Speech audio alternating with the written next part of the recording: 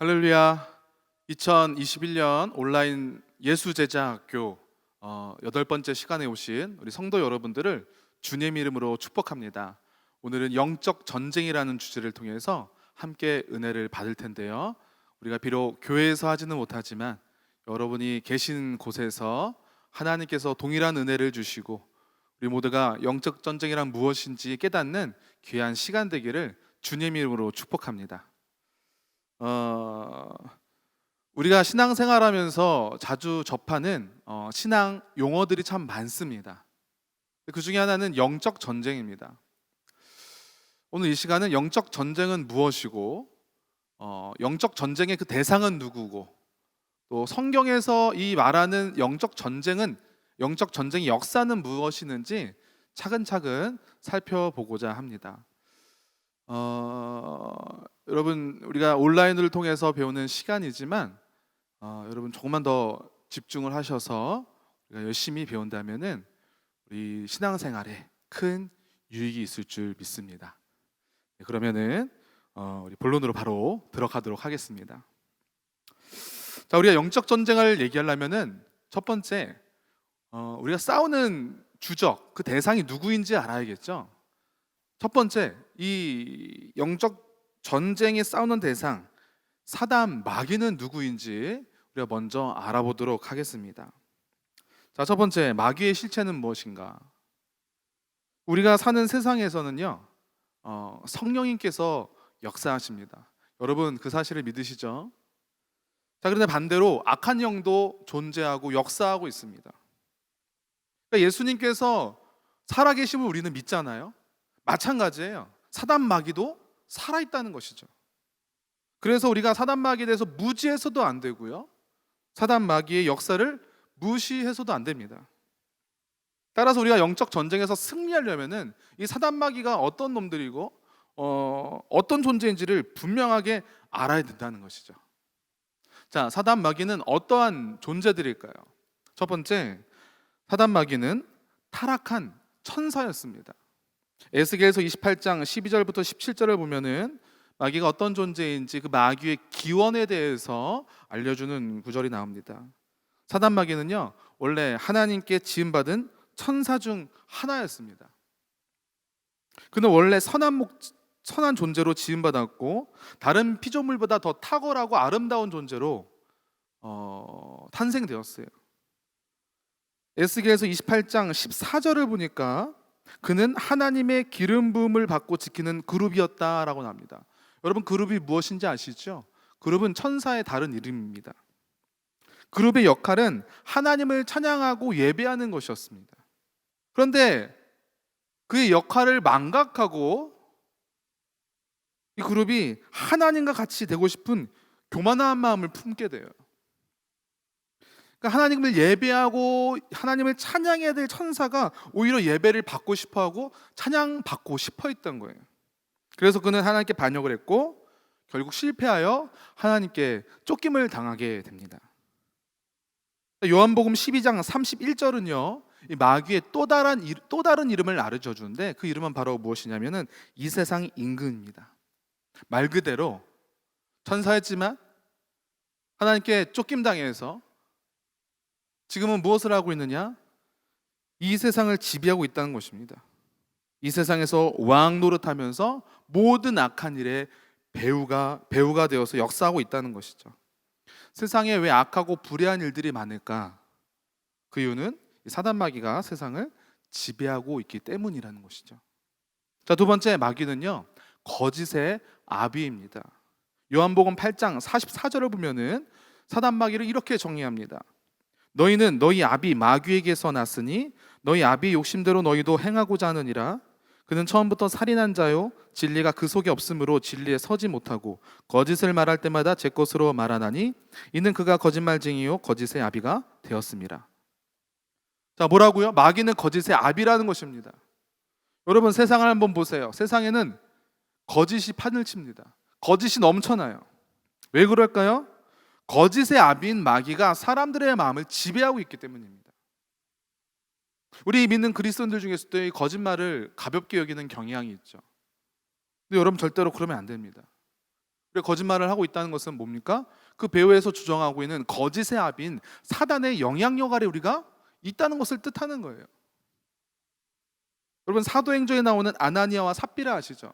그가 왜 죽임을 당했습니까? 거짓말했기 때문이죠. 그 이유는 무엇일까요? 이 초대교회가 이제 성장하고 교회가 세워진 이때 하나님께서는 거짓말이란 것은 사단 마귀에게 조종당하는 것이다, 그것은 절대로 우리가 하지 말아야 되는 것이라는 것을 강력하게 알려주시기 위해서 어떻게 보면은 본보기로 아나니와 삽비라를 강하게 치신 것이거든요. 자, 세 번째 마귀는 어떤 존재일까요? 그의 사자들을 통해서 역사하는 존재입니다. 요한계시록 12장 9절입니다. 큰 용이 내쫓기니 옛뱀 곧 마귀라고도 하고 사탄이라고 하며 온 천하를 꿰는 자라. 그가 땅으로 내쫓기니 그의 사자들도 그와 함께 내쫓기니라. 자, 뭐라고 나오죠? 그의 사자들이라는 표현이 납니다. 자, 마귀가 하나님께 범죄하고 타락했을 때 그 혼자 타락한 것이 아닙니다. 다른 천사들과 함께 반역을 저지르고 타락하였는데, 이 마귀와 함께 타락한 천사들을 뭐라고 부르죠? 귀신이라고 부릅니다. 타락한 천사들의 우두머리를 마귀 또는 사탄이라고 부르고, 그와 함께 타락한 천사들을 귀신이라고 보는 거예요. 자, 다른 종교나 어떤 이단에서는요, 귀신을 뭐라고 가르치죠? 죽은 자의 영이라고 가르칩니다. 그래서 뭐 제사를 드리지 않습니까? 제사를 하는 이유가 무엇입니까? 우리가 사랑하는 선조들에게 그들이 이제 죽었지만 죽은 자의 영이 와서 이 음식을 먹고 그것을 기억한다는 의미에서 우리가 제사를 드리지 않습니까? 근데 그것은 아니라는 거예요. 그건 마귀의 속임수입니다. 사람은 죽으면 그 영은 천국 아니면 지옥으로밖에 갈 수가 없어요. 고린도전서 10장 20절 말씀입니다. 무릇 이방인이 제사하는 것은 귀신에게 하는 것이요 하나님께 제사하는 것이 아니니 나는 너희가 귀신과 교제하는 자가 되기를 원하지 아니하노라. 성경은 말합니다. 뭐라고요? 귀신은 죽은 자의 영이 아니라 귀신 그 자체라는 거예요. 마귀의 사자라는 것입니다. 이처럼 마귀는요, 혼자 일하지 않고 어쩌면 조직 체계, 군대 조직 같이 체계를 가지고 하나님을 대적하고 성도들을 미혹하고 역사한다는 것이죠. 자, 이처럼 마귀는 어떤 존재다? 타락한 존재고 거짓의 아비이며 귀신들과 함께 역사하는 더러운 존재라는 것을 기억하시기 바랍니다. 이 사단 마귀가 바로 우리가 영적 전쟁할 때 싸워야 될 주적인 것이죠. 그런데 여러분, 이 사단 마귀를 두려워할 필요가 전혀 없습니다. 왜냐하면 우리 예수님께서는 이 사단 마귀 전쟁에서 이미 승리하셨기 때문입니다. 할렐루야.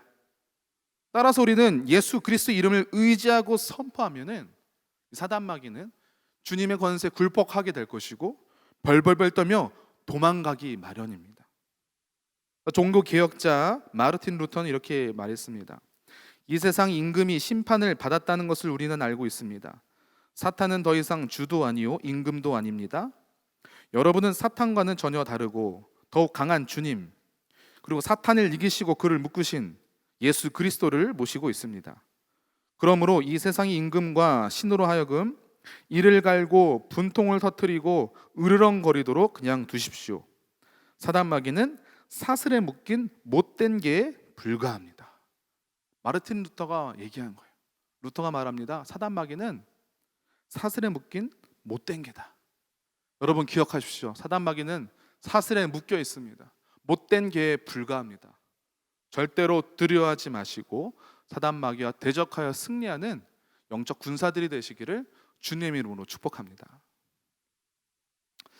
자, 두 번째, 영적 전쟁이란 무엇인가? 지금까지 사단 마귀의 실체에 대해서 우리가 알아봤습니다. 그렇다면은 오늘의 이제 주제인 영적 전쟁이란 무엇인지 함께 살펴보도록 하겠습니다. 자, 요한일서 3장 8절은 말합니다. 하나님의 아들이 나타나신 것은 마귀의 일을 멸하려 하심이라. 자, 예수님께서 자신이 이 땅에 오신 목적을 말씀하시는데요, 그 목적은 무엇입니까? 마귀의 일을 멸하려 하신다는 것입니다. 이 땅에 오신 예수님의 십자가와 부활 사건을 통해서 이미 사단 마귀는 죄와 사망으로 역사던 이 사단 마귀 권세는 꺾였다는 것입니다. 또한 예수님께서 다시 오실 때는요, 사단 마귀는 완전한 심판을 받게 될 것이에요. 그래서 그때까지 우리 교회와 그리스도인들은 어떻게 산다? 남은 전쟁을 하게 되는 것입니다. 마태복음 16장 18절을 읽겠습니다. 또 내가 내게 이르노니 너는 베드로라. 내가 이 반석 위에 내 교회를 세우리니 음부의 권세가 이기지 못하리라. 이 음부의 권세가 누굽니까? 사단 마귀라는 것입니다. 예수님 피값으로 세우신 교회가 마귀와 싸우는 싸움, 그것이 바로 영적 전쟁이라는 것이죠. 특히 이 교회와 믿는 성도들은요, 이 두 가지 차원에서 마귀와 영적 전쟁을 이루게 됩니다. 첫 번째는 외적인 전쟁이에요. 자, 외적인 전쟁이란 게 무엇일까? 이 복음이 전해져서 사람들이 구원받고 하나님 나라가 이 땅에 이루어지는 것이 하나님의 뜻입니다. 그런데 사단 마귀가 이것을 방해한다는 거예요. 그래서 이 방해하는 마귀의 공격에 주 예수 그리스도 이름으로 대적하고 싸우는 것이 바로 외적 전쟁입니다. 사단 마귀는요, 예수 그리스도의 복음을 통해서 많은 사람들이 구원받고 그 영혼이 돌아오는 것을 전혀 원하지 않습니다. 그래서 복음이 전파되고 교회가 세워지고 사람들이 회개하고 하나님 나라로 사람으로 변화되는 것을 너무나 싫어해요. 그는 가만히 있지 않습니다. 방해합니다. 여러분, 선교 현장이나 전도 현장을 나가 보십시오. 그럼 늘 방해하는 무언가가 있어요. 방해하는 뭔가 외적인 일이라던가 아니 마음이 어렵더라던가 그런 일들을 많이 경험하게 돼요. 왜 그럴까요? 사단 마귀가 배후에서 조정하고 있기 때문입니다. 하지만 여러분, 이런 마귀와의 외적인 싸움에서 우리가 기억해야 될 것은 무엇이죠? 절대로 두려워할 필요가 없다는 것입니다. 마태복음 16장 18절에서 예수님 분명히 말씀하셨습니다. 음부의 권세가 이기지 못하리라. 할렐루야. 이는 사탄이 교회의 공격을 이기지 못한다는 것이에요. 우리는 그동안 영적 전쟁에 대해서 어떻게 생각합니까? 마귀가 막 교회와 크리스찬들을 공격하고 우리는 그것을 막아내는 것, 방어하는 것이 영적 전쟁이라고 생각했습니다. 근데 실상은 그거 정반대예요. 예수님 오심으로 이미 이 전쟁은 승리하였습니다. 우리는 복음의 능력으로요, 이제는 이 사단 마귀의 권세를 공격하고 하나님 나라를 이 사단의 나라를 공격하는 것이에요. 그래서 이 사단은 아직까지 이제 계속 패전병으로 살다가 이제는 얼마 남지 않은 자신의 나라를 빼앗기지 않으려고 견고하게 막고 있는 것입니다. 그래서 우리는 그것을 가지고 그 사단 마귀의 대문을 흔들고 부시려고 계속 싸우고 있다는 거예요. 이것이 우리가 마귀와의 싸움을 두려워할 필요가 없는 가장 강력한 이유입니다. 우리는 지금 공격하고 있다. 방어하는 것이 아니라. 사랑하는 여러분, 사도행전 19장 15절을 보면요, 재밌는 일화가 나오는데 사단 마귀가 예수님도 알고 바울도 안다라고 얘기를 합니다. 이게 무슨 뜻일까요? 예수님은 당연히 알겠죠. 그분이 하나님의 아들이시자 하나님 본체시니까. 근데 바울도 안다라고 얘기합니다. 그것은 무슨 뜻일까요? 사도 바울은 하나님께 인정을 받는 사람들 뿐만 아니라 그가 정말 복음으로 살았고 복음을 증거하는 사람이고 하나님 나라를 만드는 사람이라는 것을 사단 마귀도 인정했다는 것이죠. 그는 말합니다. 복음을 부끄러워하지 않노라. 항상 구원의 복음을 전파하는 삶을 사도 바울이 살지 않았습니까? 그것을 사단 마귀도 알았다는 거예요. 따라서 마귀와의 외적 전쟁에서 우리가 승리하는 방법은 무엇입니까? 복음으로 사는 것입니다. 복음을 증거하고 말씀으로 우리가 삶을 살아내고 정말 말씀대로 우리가 이 세상에 어떻게든 살아가려고 노력할 때 하나님도 아시지만 사단 마귀가 그것을 안다는 거예요. 사랑하는 여러분, 우리도 바울처럼 어느 곳에 있든지 복음의 능력으로 살아가는 저와 여러분이 되기를 주님으로 간절히 축복합니다. 두 번째, 내적 전쟁이 있어요. 마귀와의 내적 전쟁. 자, 우리가 예수님 믿고 거듭나면은 이름만 하나님의 자녀가 되는 것이 아닙니다. 자, 성령님께서는요, 우리가 예수님을 닮도록 도와주세요. 예수님 믿고 영접하면은 하나님의 자녀가 되지 않습니까? 그 자녀가 되도록 도와주신다는 거예요, 성령님께서. 자, 그런데 이것을 마귀가 싫어합니다. 복음이 증거되는 것을 막는 것이 외적인 전쟁이었다면은 내 안에서 이제 예수님 믿었습니다. 근데 점점 더 예수님의 사람으로 성장하고 성화되고 완전한 삶으로 나아가야 되는데 그것을 방해하는 전쟁이 있으니 바로 그것이 내적 전쟁이라는 것이죠. 사단 마귀의 목적은요, 우리의 삶을 고통스럽게 만드는 것이 아니에요. 사람들은 뭘 두려워하죠? 건강을 잃거나 가정에 문제가 생기거나 세상에 실패하는 것을 두려워합니다. 근데 그것은 사단 마귀가 진짜 노리는 것이 아니에요. 진짜 노리는 것은 우리를 고통스럽게 만드는 것이 아니라 진짜 노리는 것은 우리가 하나님을 떠나게 하는 것, 하나님께 받은 은혜와 복을 누리지 못하게 하는 것, 바로 그것입니다. 사도 바울은요, 우리가 마귀와 영적 전쟁을 해야 하는 이유를 이렇게 밝힙니다. 에베소서 6장 13절입니다. 그러므로 하나님의 전신갑주를 취하라. 이는 악한 날에 너희가 능히 대적하고 모든 일을 행한 후에 서기 위함이라. 악한 날에 너희가 능히 대적하고 모든 일을 행한 후에 서기 위함이라. 여기서 선다는 말은 의심이나 두려움 없이 완전하게 구원받은 성도로서의 그 삶을 살아가는 것을 말합니다. 하나님이 원하시는 그 성도의 삶 살아가기 위해서는 어떻게 된다고요? 능히 대적하고 하나님 전신갑주를 입어야지만 살 수 있다는 것입니다. 여러분, 이 얘기는 무슨 얘기죠? 예수님 믿었다고 끝이 아니라는 것입니다. 내 안에서 늘 사단 마귀가 공격하고 있다는 거예요. 우리 예수님의 사람으로 살지 못하도록, 실패하도록, 낭망하도록, 낙심하도록. 그래서 우리가 정말 예수님의 사람으로 살아가길 원한다면, 진정한 크리스찬으로 살아가길 원한다면, 먼저 나는 지금 마귀 공격에 어떻게 대처하고 있는가? 마귀 공격에 오늘 나는 넘어지지 않았는가? 늘 점검해야 된다는 것입니다. 예를 들어 이런 것입니다. 내가 예수님을 믿어요. 하지만 여전히 다른 사람을 정죄하고 미워한다면 사단의 공격에 우리 넘어진 거예요. 예수님이 함께 계신다고 고백하지만 여전히 나를 불행하다고 느끼고 두려움과 염려 속에 살아간다면은 마귀 공격에 넘어진 거예요. 난 겉으로는 크리스찬인데 속으로는 계속 죄를 짓고 있다면 그건 마귀의 공격에 넘어진 것이에요. 마귀가 노리는 것은 무엇일까요? 겉만 크리스찬, 이름뿐인 허울뿐인 크리스찬으로 만드는 것이 마귀의 공격이라는 것입니다. 마귀의 목적이라는 것입니다. 겉으로는 하나님을 신나지만 삶으로는 하나님을 부인하는 것처럼 살아가는 사람을 양성하는 것, 그것이 사단 마귀의 최종 목표라는 것이죠. 그러나 여러분, 우리가 영적인 사람으로 살려고 노력하면, 진짜 크리스찬으로 살려고 노력하면 사단 마귀의 방해가 있다는 것을 기억하시기 바랍니다. 이 내적 전쟁의 소리가 승리해야 되는 것이죠. 세 번째, 영적 전쟁의 역사. 사실 영적 전쟁의 역사는요, 성경을 보니까 짧지가 않습니다. 사실 창세기 때부터 시작됐어요. 이 땅이 창조된 일에 계속 시작되었다는 것이죠. 구약 성서와 신약 성경을 보면은 계속해서 영적 전쟁이 일어났음을 우리에게 가르쳐주고 있습니다. 그래서 지금부터는 성경에 나타난 영적 전쟁의 역사에 대해서 잠깐만 알아보도록 하겠습니다.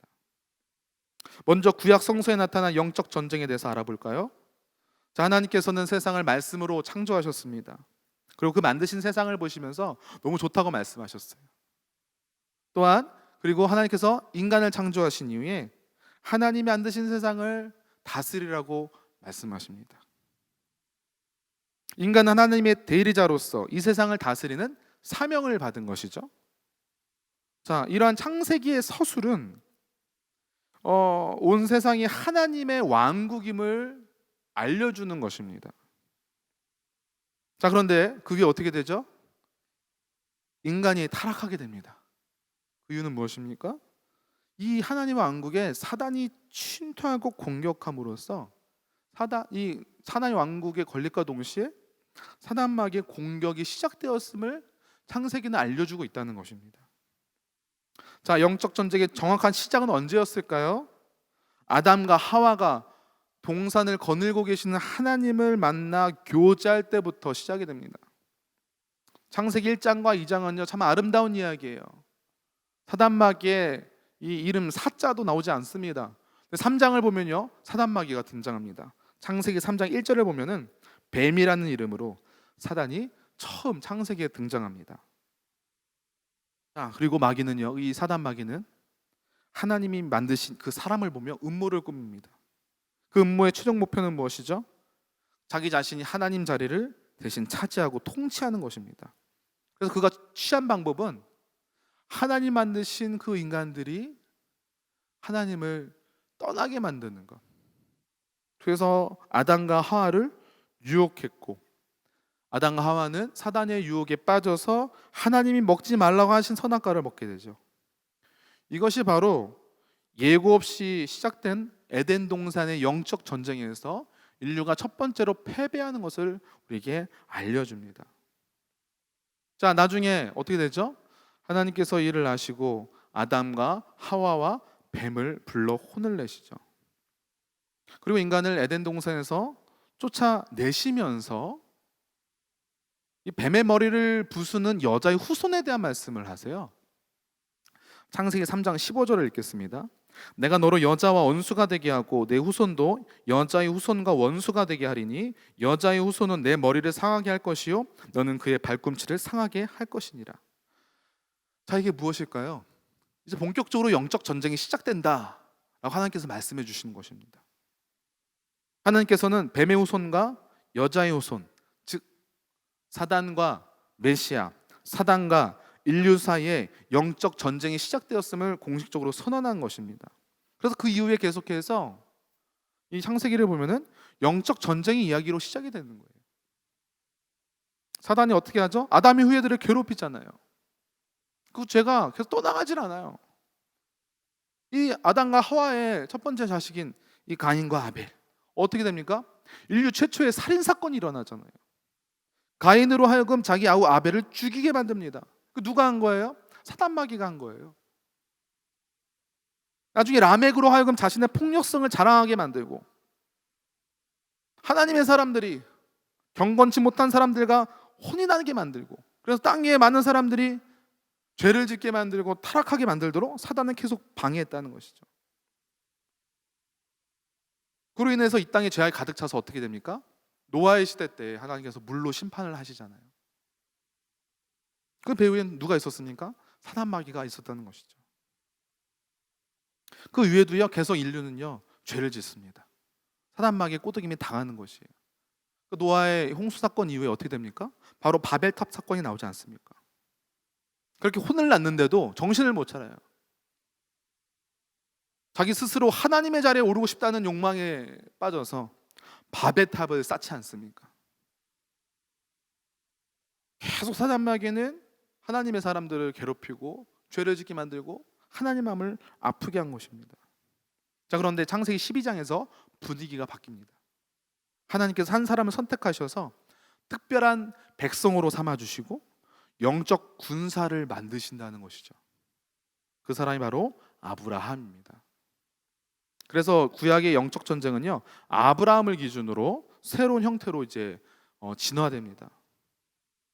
그러니까 아브라함이 이전의 영적 전쟁은 굳이 정리하자면 사단이 사람들 내면에 존재하는 타락한 본성을 일깨워서 그들이 하나님께로 가까이 가지 못하도록 했다면은, 아브라함 이후의 영적 전쟁은 하나님께서 선택하신 그 백성이 자신을 선택하신 하나님을 떠나게 만들려는 공격으로 바뀌었다는 것입니다.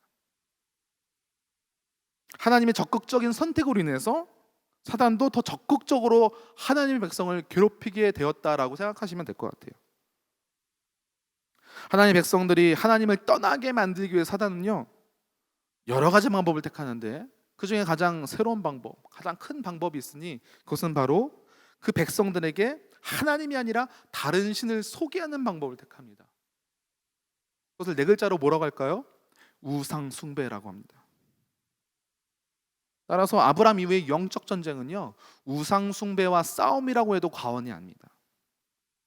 자, 모세가 이스라엘 백성들을 이끌고 출애굽했을 때에도 백성들은 하나님이 지도자 모세가 안 보이니까 어떻게 했습니까? 바로 금송아지를 만들어서 숭배합니다. 이게 우상 숭배의 시작이에요. 그 위에도 어떻게 됩니까? 백성들은 정신을 못 차리죠. 가나안 입성 후에도 가나안 백성들 원주민들과 섞여 살면서 자연스레 그들이 섬기는 신들의 그 제사와 문화가 들어오죠. 우상 숭배가 이스라엘 후손들에게 흘러간 거예요.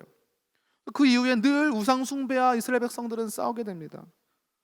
그래서 여호수아를 비롯한 지도자들과 사사들은요, 늘 이스라엘 백성들에게 혼을 내고 가르치고 그들 경고합니다. 절대로 하나님 외에 다른 신을 섬기지 말라. 우상 숭배하지 말라. 그것은 사단마귀의 계략이다, 모략이다. 근데 백성들은 어떻게 하죠? 계속 우상 숭배에 빠집니다. 이스라엘이 왕국을 세우고 그 이후에 남유다와 북이스라엘로 분열이 된 이후에도, 그 나라가 망해서 바벨론 포로에 끌려간 이후에도, 그 후에 돌아온 이후에도 계속해서 사단은 이스라엘 백성들이 우상 숭배를 하도록 부추깁니다. 우상 숭배, 이 사단이 취한 무기가 얼마나 탁월한 방법이었는지 오늘 신약 시대까지서도 사단은 우상 숭배라는 방법으로 하나님의 사람들을 괴롭히고 있다는 것이죠. 자, 이제는 신약 성서에 나타난 영적 전쟁에 대해서 알아보도록 하겠습니다. 자, 신약은요, 어떻게 시작합니까? 이제 말라기 이후에 침문기가 있죠.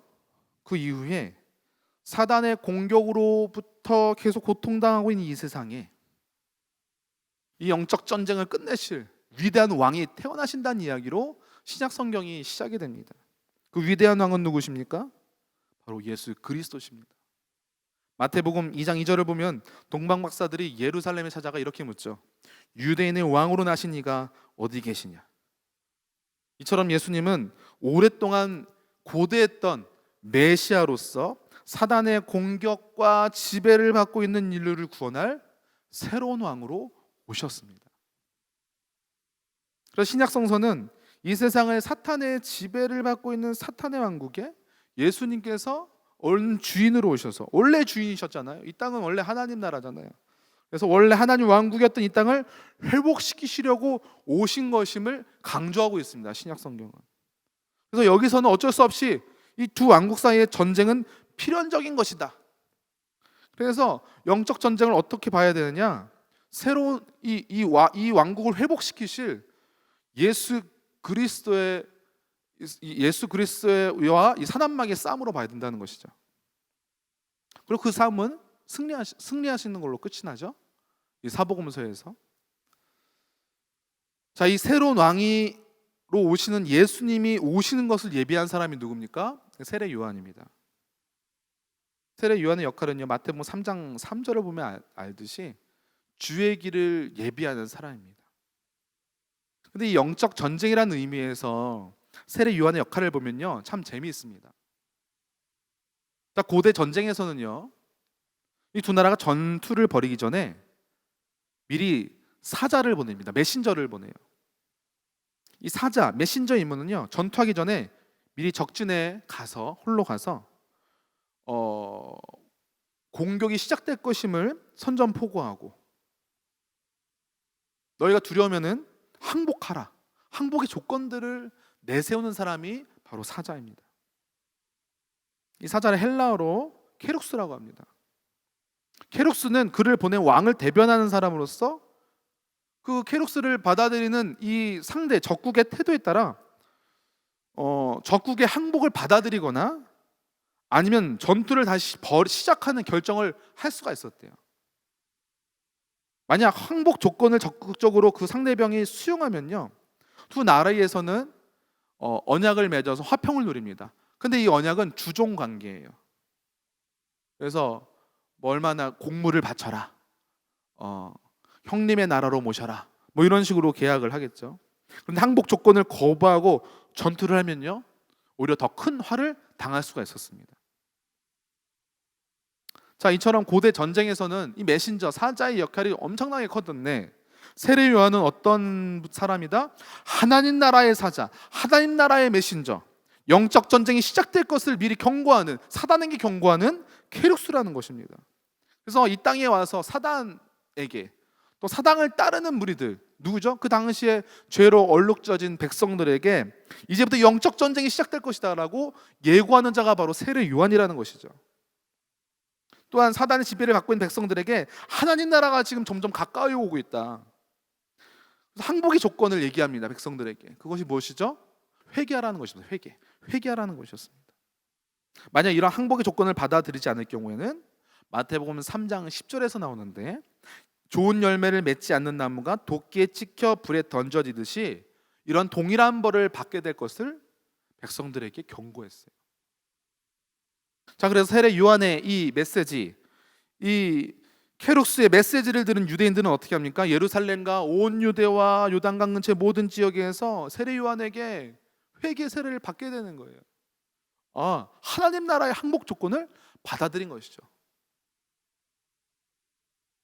자, 신약의 영적 전쟁과 구약의 영적 전쟁의 가장 큰 차이점은 무엇일까요? 신약에서의 이 영적 전쟁의 대상은 오직 영적인 존재라는 것입니다. 이게 무슨 말이냐?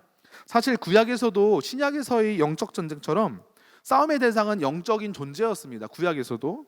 하지만 더 살펴보면요, 그 대상이 이방 민족이라던가 아니면 우상을 숭배하는 사람들과 같은 실질적 대적으로 구약 성경에서 나와요.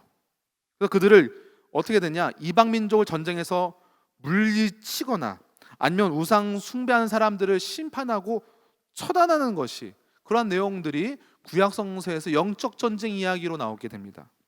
근데 이에 반해서 신약은 다릅니다. 우리가 싸워야 할 대적은 사람들이나 국가가 아니라 영적인 존재임을 분명히 한다는 것입니다. 그래서 힌트를 예수님의 말씀하신 것을 우리는 알 수가 있어요. 예수님께서 이 빌라도에게 이런 말씀을 하시죠. 요한복음 18장 36절입니다. 내 나라는 이 세상에 속한 것이 아니니라. 만일 내 나라가 이 세상에 속한 것이었더라면 내 종들이 싸워 나로 유대인들에게 넘겨지지 않게 하였으리라. 이제 내 나라는 여기에 속한 것이 아니니라. 자, 예수님께서 뭐라고 말씀하십니까? 내 나라는 이곳에 속하여 있지 않았다.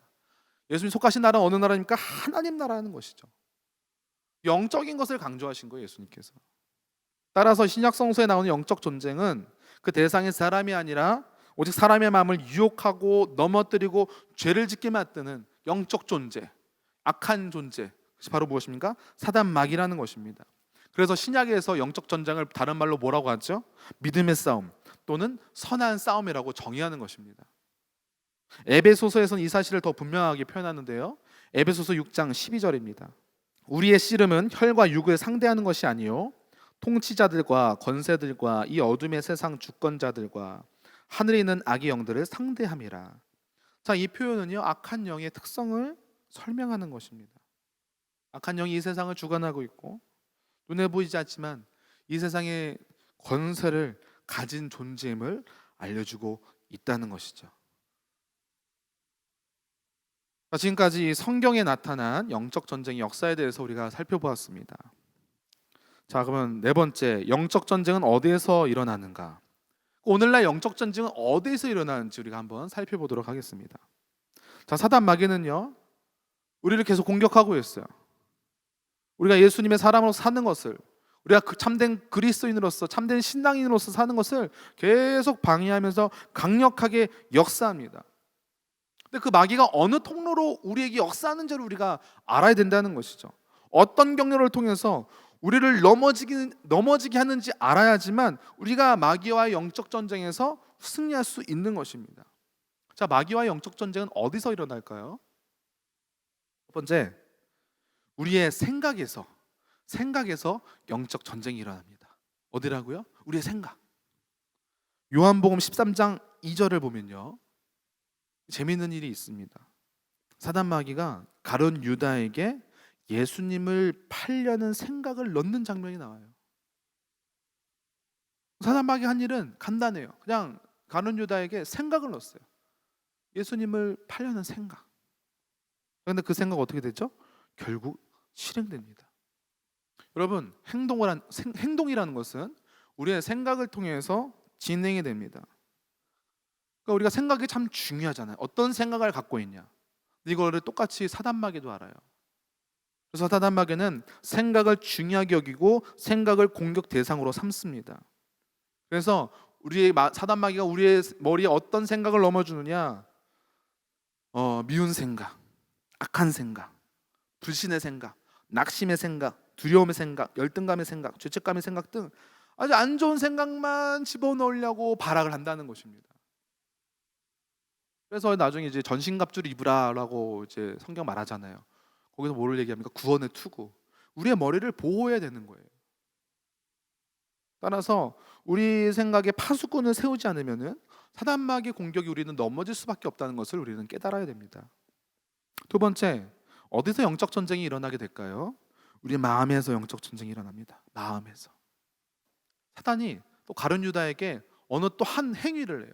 아까는 생각을 집어넣었죠. 이제는 어떻게 합니까? 그 속에 들어갔다라고 성경은 말합니다.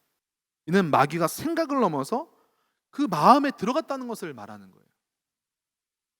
사랑하는 여러분, 마음을 지켜야 됩니다. 누구로부터요? 사단 마귀로부터. 잠언 4장 23절을 기억하십시오. 모든 지킬 만한 것 중에 더욱 내 마음을 지키라. 생명의 근원이 이에서 남이니라. 무엇을 지키라고 잠언 기자가 얘기합니까? 내 마음을 지키라고요. 마음이 그만큼 중요합니다. 마귀가 생각에서 역사하는 것과 마음에서 역사하는 것은요, 차이가 있어요. 마귀는 맨 처음에 생각을 통해서 역사해요. 그래서 생각은요, 우리가 생각은 할 수 있지만 이것을 우리가 떨쳐낼 수가 있잖아요. 이상한 생각들, 더러운 생각들 떨쳐낼 수가 있잖아요. 그래서 우리가 마귀가 주는 생각이 있다면, 이건 내 생각이 아니다, 하나님 주신 생각이 아니다, 사단마귀가 주는 생각이구나, 떨쳐내야 된다는 것입니다. 떨쳐내고 대적하면요, 얼마든지 떨쳐버릴 수가 있어요. 근데 그 생각을 떨쳐내지 않으면 그 생각이 어떻게 합니까? 마음으로 내려온다는 거예요. 마귀가 주는 생각을 품고 사는 것은요, 결국 내 마음에 내려와서 그 더러운 것이 진을 치게 만드는 것으로 이어진다는 것입니다. 정리하면은 가룟 유다에게 이 사단마귀가 어떻게 합니까? 예수님을 팔려는 생각을 넣었잖아요. 근데 그 생각을 떨쳐냈어야 되는데 떨쳐내지 않으니까 이제는 야 이거 봐라, 할만하네. 사단마귀가 어떻게 합니까? 이제는 그 속에 들어가니라. 마음을 지배했다는 것이죠. 우리 마음에 사단마귀가 진을 친다는 것입니다. 사단마귀가 우리 마음에 무슨 진을 칠까요? 두려움, 낙심, 습관적인 죄, 혈기, 우울함, 교만, 열등감, 분열, 분노 등 그것을 우리 마음에 심는다는 거예요. 사랑하는 여러분, 이것을 우리가 어떻게 될까요? 이것을 분별하고 막아내야 됩니다. 이 사단마귀의 이 음흉한 계략을 이길 수 있는 방법은 오직 예수 그리스도의 십자가와 보혈밖에 없습니다. 우리 마음을 지키라. 내 모든 지킬 만한 것 중에 더욱 내 마음을 지키라. 생명의 근원이 이에서 남이니라. 그러니까 내 마음을 성령 충만하도록 만들고, 내 마음을 주님께만 드리고, 내 마음을 주님께만 쏟을 때만이 사단마귀가 틈타지 못하는 거예요. 세 번째, 영적 전쟁은 어디서 일어날까요? 우리 입술에서 일어납니다. 시편 141편 3절을 보면요, 시편 기자가 이렇게 고백하죠. 입술에 파수꾼을 세우시고 입술의 문을 지켜달라고 고백합니다. 자, 어떤 생각이 우리 속에 들어오는 것, 또 우리 마음에 있는 것과 이제는 입술로 내뱉는 것은 더 다른 문제예요. 생각으로 머물고 있을 때보다, 마음에 있을 때보다 이 말로써 고백하게 되면요, 이것은 더 큰 영적 권세를 갖게 되는 것입니다. 그래서 마귀는 생각을 통해 역사할 뿐만 아니라 우리로 하여금 사단마귀 자신이 원하는 말을 하도록 유도하고 유혹하고 이끌어갑니다. 믿음 없는 말, 불평하는 말, 원망하는 말, 비난하는 말, 저주하는 말을 하게 만듭니다. 이거는 사단마귀가 원하는 말이지 하나님께서 원하시는 말이 아닙니다. 이런 말들 때문에 우리는 어떻게 됩니까? 더 더러워지고 악한 삶의 열매를 맺게 된다는 거예요. 잠언 18장 21절입니다. 죽고 사는 것이 혀의 힘에 달렸나니 혀를 쓰기 좋아하는 자는 혀의 열매를 먹으리라. 죽고 사는 것이 어디에 달렸다고 얘기합니까? 우리 혀에 달렸대요. 따라서 우리 입술 속에 영적 전쟁이 있으면 우리는 기억해야 됩니다. 영적 전쟁이 다른 곳에 일어나는 것이 아니에요. 지금 배워보니까 내 생각에, 내 마음에, 내 입술 속에서 영적 전쟁이 일어나고 있었다는 것입니다. 사랑하는 여러분, 우리가 이 영적 전쟁을 어떻게 이겨야 될까요? 우리 힘으로는 이길 수가 없어요. 오직 우리의 대장 되신 예수 그리스도만 의지할 때 이길 수가 있음을 기억하시기 바랍니다. 대장 되신 예수님만 믿고 의지하는 사람은요, 그의 입술에 나오는 말도 달라집니다. 우리가 하는 말이 예수님을 기쁘게 할 수도 있지만 사단마귀도 기쁘게 했음을 기억해야 됩니다. 사단마귀가 좋아하고 기뻐하는 말을 버리십시오. 우리의 환경과 우리 삶이 아무리 힘들고 어려울지라도 세상의 말, 사단마귀의 말은 버리고 하늘나라의 언어, 믿음의 언어를 사용하시기를 주님 이름으로 부탁을 드립니다. 하나님 기뻐하시고 역사하시는 말을 할 때 우리는 우리 몸에서 일어난 영적 전쟁에서 승리할 수 있습니다. 자, 다섯 번째, 영적 전쟁에서 승리하는 길. 자, 이제는 우리가 영적 전쟁은 무엇이고 그 주적은 누구이며 이 역사는 어떻게 되는지, 또 영적 전쟁은 어디서 일어나는지 지금까지 살펴보았습니다. 자, 그러면 영적 전쟁을 어떻게 하면 이길 수 있을까? 그 방법을 우리가 알아야겠죠. 자, 야고보서 4장 7절 말씀입니다. 그런즉 너희는 하나님께 복종할지어다 마귀를 대적하라 그리하면 너희를 피하리라. 사단 마귀는 교회와 우리 그리스도인들을, 그들의 믿음을 무너뜨리기 위해서 여러 가지 통로로 공격합니다. 그래서 우리가 교회를 다닌다는 것 하나만으로, 그냥 주일날 예배당에 나서 예배를 드린다는 것 하나만으로 우리 영적 전쟁에서 무조건 승리할 수 없다는 것을 우리가 기억을 해야 됩니다. 우리는 공격을 해야 되는 거예요. 방어가 아니라 마귀와 믿음으로 싸우고 승리하는 방법을 배워야 되는 거예요. 여러분, 군인은 무엇을 배울까요? 군대를 가면요, 훈련을 받습니다. 훈련을 받아요. 그래서 우리가 싸워야 될 그 주적에 대해서 배우고, 또 내 몸을 지키는 방법, 또 소총을 받아서 내 몸을 지키는, 또 상대방을 공격할 수 있는 무기를 받게 되죠. 그리고 승리하는 방법을 배웁니다. 우리도 승리하는 방법을 배워야 됩니다. 승리하는 방법 첫 번째는 무엇일까요? 우리의 싸움의 대상을 정확히 알아야 된다는 것입니다.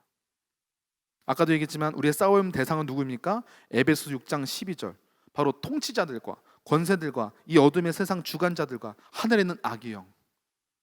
이 신약의 영적 전쟁은 영적 권세와 싸우는 것이라고 했죠.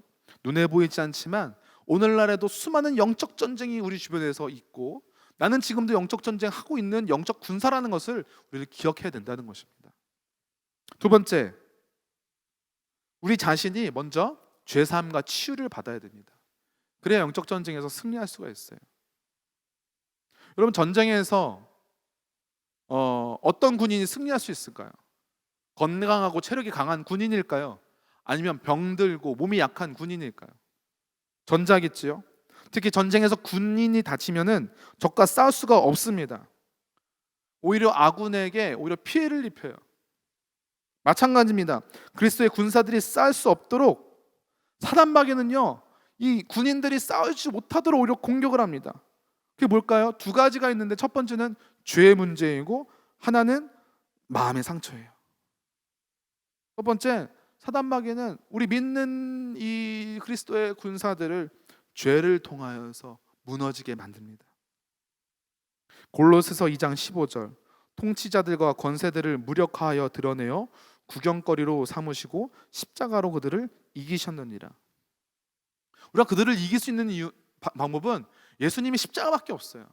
날마다 나 자신의 이 더러운 것을 발견하고, 있다면 주님께 회개하고, 날마다 거룩한 삶, 순결한 삶을 갈망하며 그렇게 살아가는 것, 그것만이 우리가 영적 전쟁에서 바른 군인으로서 살 수 있는 방법입니다. 근데 우리가 여전히 죄와 싸우고 있어요. 그럼 이미 그것은 병든 병사와 같다는 것이죠.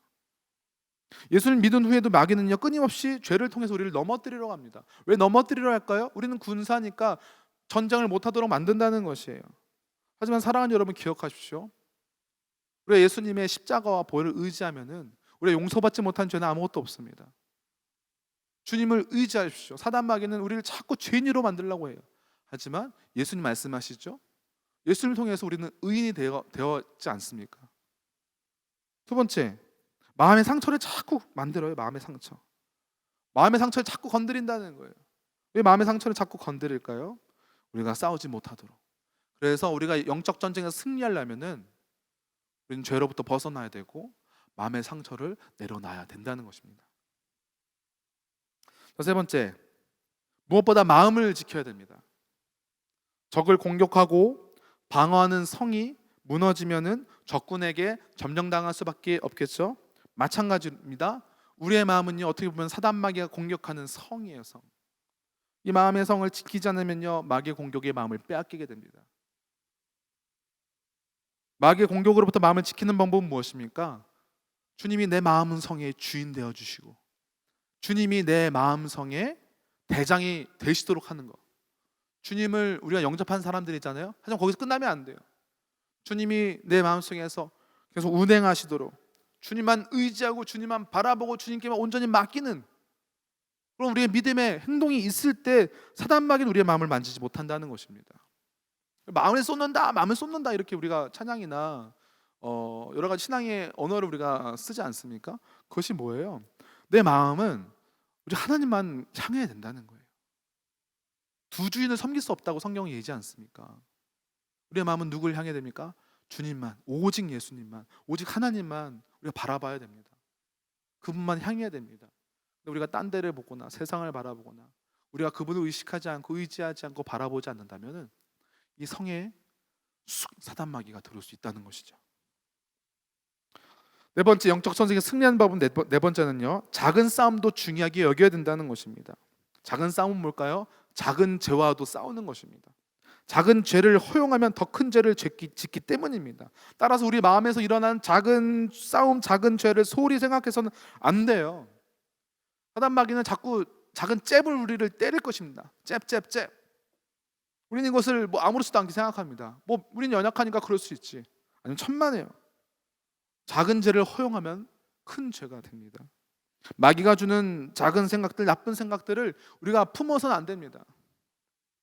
마귀가 주는 그 나쁜 생각을 떨쳐내야 돼요. 떨쳐내지 않으면 그것이 마음으로 내려옵니다. 그럼 마음이 굳어지게 돼요. 그럼 어떻게 돼요? 가룟 유다처럼 되는 거예요. 뺏기는 겁니다. 따라서 작은 유혹들, 사단 마귀의 작은 잽과 같은 그런 작은 싸움도 중요하게 여기고 승리해야 된다는 것이죠.